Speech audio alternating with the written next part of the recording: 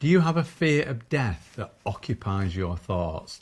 If so, you could be struggling with thanatophobia, a fear of death or death anxiety.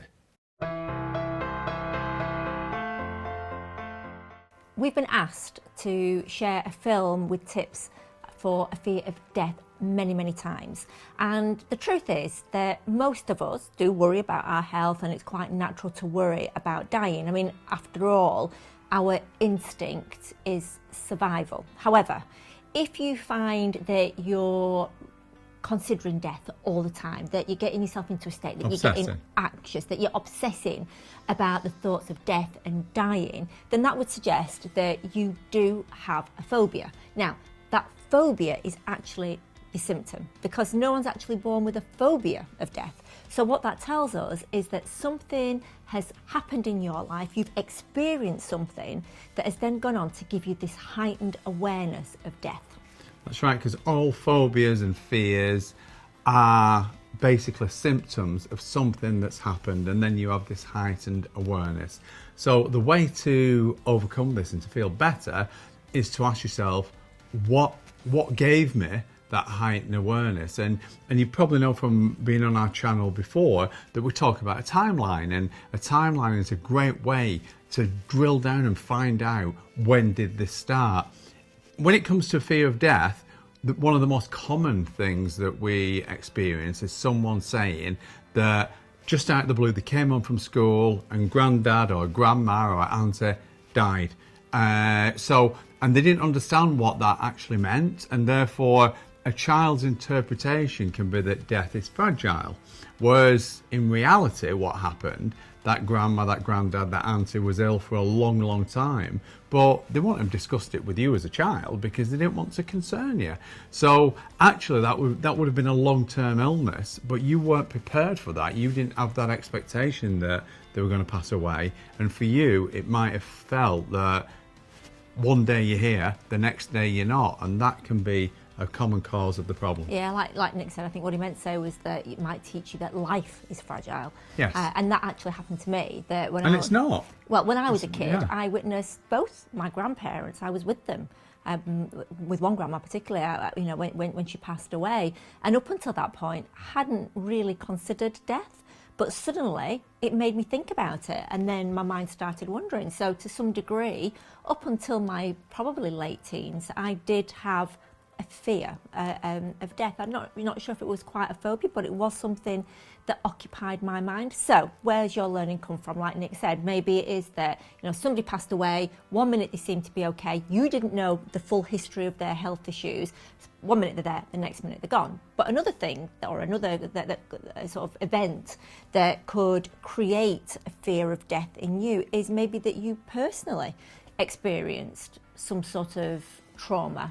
Maybe you went on to get a post-traumatic stress disorder, but if ever you felt that your life has been threatened, then that would then also lead you to actually consider sort of the fragility of life, what happens after we're no longer here. Also, conversations in school are common. Also, watching films, that's another one, where maybe you're watching a film that has got a higher age rating than what you are. I think that happens a lot, doesn't it? It does happen a lot, and I think in an ideal world, when you first consider the concept of death, that would be when you're at secondary school and you're maybe 12, 13, 14, around that time where you can actually fully understand it and cognitively grasp what it's all about. Prior to that, it can be frightening, and the fact is, if you created this prior to that age, that might be why you've got a problem. So actually looking at the situation, what it was, and then looking at it from different perspectives and trying to figure out, well, is that what really happened? Yeah, so how can you change your perspective? How can you feel better about it?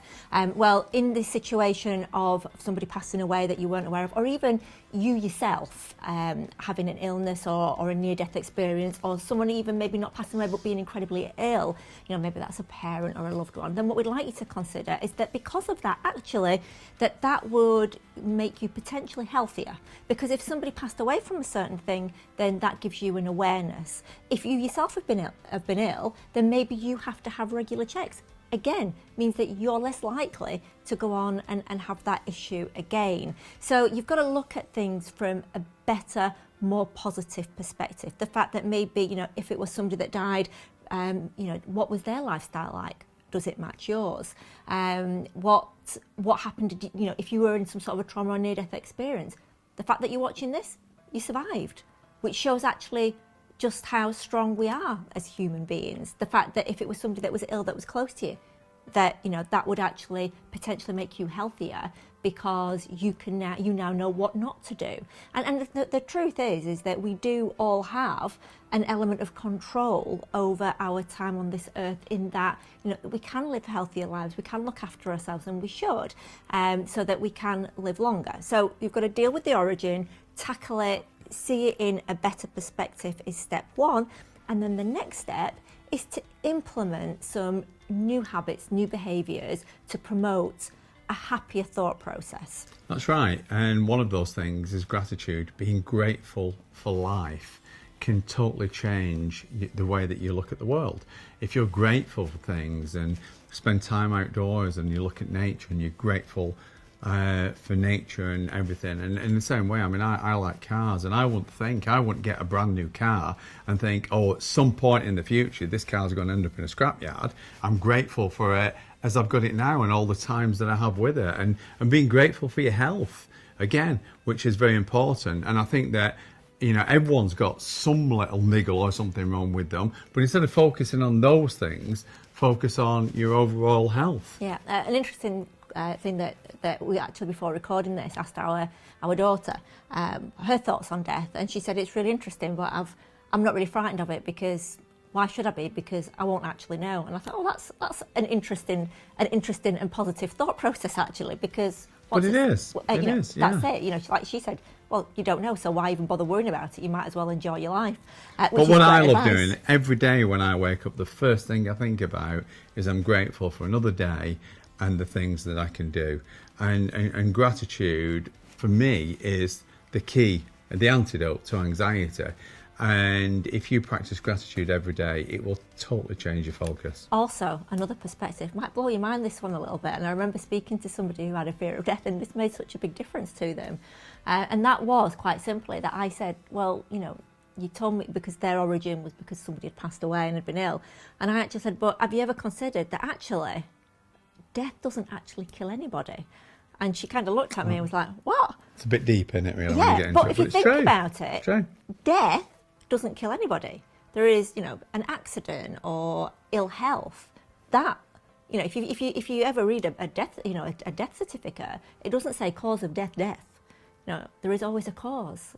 So again, that might help you, because I know that made such a big impact on this lady. And she was like, oh my goodness, I'd never considered that before. And what we know is that thoughts create feelings. So if you change your thoughts, then you'll change your feelings as well. And if you change your feelings, you change your okay. If you change your thoughts, you change your feelings. If you change your feelings, you change your actions. Therefore, you change your behaviours, and therefore you'll change your habits. So it's a knock-on effect. Yeah. So we really hope that some of those tips there have kind of helped alleviate some of your fears, that we might have given you a better perspective and something to consider. If you know your origin and you want us to help give you a little bit more of a positive perspective, then, you know, leave us a message. Leave us a message, and we'll come back to you and give you maybe a positive twist on that origin, that foundation of your fear. But also, we've got lots of films here on our YouTube channel, not just to help things that are negative, but also to help you to feel better, like the gratitude. We've got lots of exercises here, including meditation techniques, anxiety techniques, positive distraction techniques, because whilst you're busy and you're doing something positive, you can't think about your fears. So that's another example. And you might find our book, Conquering Anxiety, also helps, because we cover the origins of phobias and fears and then how to address them. So really hope that information